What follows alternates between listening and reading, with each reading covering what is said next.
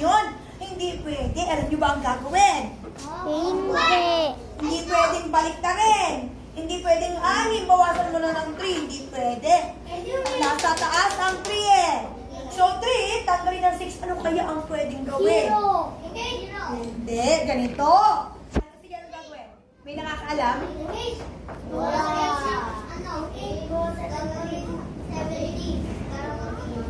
Gagawin 70? 73, ganito. Hindi pwede. Binaliktad mo lang eh. 6 minus 3, hindi pwede. Ang 6, eh, nasa taas siya eh, nasa baba siya eh. So, ang 3, hindi pwedeng bawasan ng 6 ang gagawin. Tuturuan ko kayong manghiram. Manghihiram tayo o mangungutang tayo sa kapitbahay. Alam niyo ba yun? 3! Ang nanay niyo ba nangutang na sa kapitbahay? Oh, mayroon kayo po, meron hindi. Ganito ang gagawin natin dito. Mangungutang tayo, manghihiram.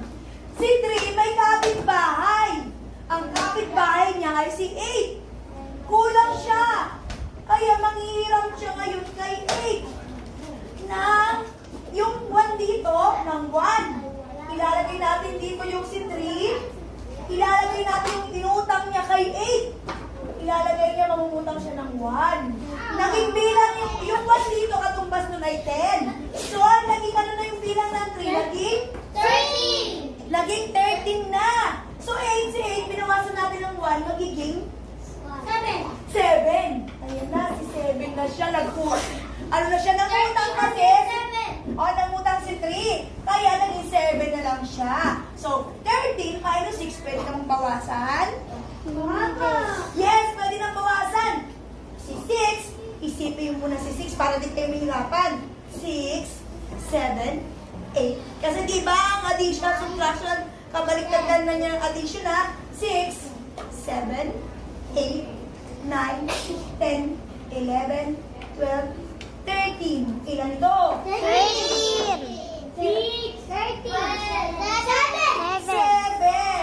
O, subukan kung tama ang sagot. 7 plus 6. 7, dagdagan mo ng 6. 8, 9, 10. Pareho lang yan. 13. O, tingnan mo, baliktad. 7 plus 6 equals 13. Kaya 13 minus 6 equals 7. So, anong gagawin doon sa 7? Wala siyang katapat. Bababa. Ibababa. Ay, ito tamang sagot. Nakuha. Try natin sa pangalawa.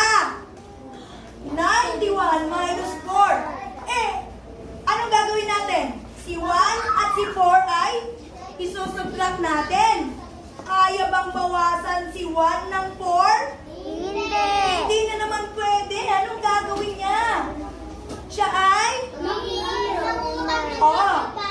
Okay, mangungutang o manghihiram sa kanyang kapitbahay na si 9. Si 9, hihiraman niya ng 1. Ito si 1, itaas muna natin. Hihiraman niya ng 1. Nilagay yan sa unahan. Si 9 magiging 8 na kasi inutangan na siya, hihiraman na. O ngayon, pwede na ba ngayon? Lagyan na natin yan ng cross, hindi na siya. 11 minus 4, pwede na ba? Oo, kasi mas malaki na siya sa 4. So 4, ilagay sa isip si 4. 4, hanggang 11, magbibilang tayo. 4, 5, sabay-sabay tayo. 4, 5, 6, 7, 8, 9, 10, 11. Ilan to? 11. 7. O, anong gagawin dun sa 8? Bababa. Kaya nakukuha ba? Nakukuha na? The answer is 87. Dito naman tayo sa baba. Tingnan natin ulit. Kukuha na. 62 minus 5. Si 2. Bawasan ng, pwede bang bawasan ng 5 si 2? Hindi na naman pwede. Ano ang gagawin? Mangungutang siya kay 6 ng dalawa. Okay. Si 2, manghihiram na naman ngayon kay 6. 6. Si 6 magiging? Okay, thank you po. Okay, si 2, itaas muna natin si 2. Tapos, lagyan na natin siya ng ganyan. Si 6, iniraman natin si 6 ngayon ng 1. Nilagay natin dito. Ano mangyayari kay 6? 5. Ano mangyayari kay 6? Okay, ngayon, pwede na bang bawasin si 12 minus 5? Okay, sige, subukan nyo. 5. Five. Isip si 5. 5, 6, 7, 8, 9, 10, 11, 12. 10. Okay, 7 for 7 ah. Okay. Anong gagawin si 5? Ibababa. O, eto na ang last. Sinong gustong sumubok dito sa number 4? Sige nga, Arkin. Subukan mo nga. Try natin si Arkin. Mamaya magtatawag ako dito. Halika, dali. Bilis. Sige, walang mawawala pagka sinubukan natin.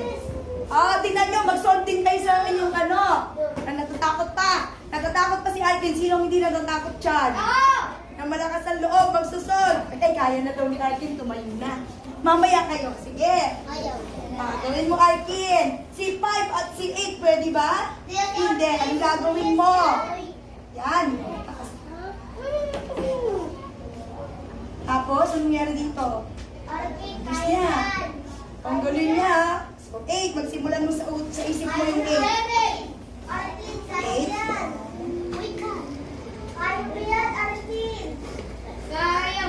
Uy, sumubra ka na. Ang gagawin niya. Huwag kayo magsabi ganyan.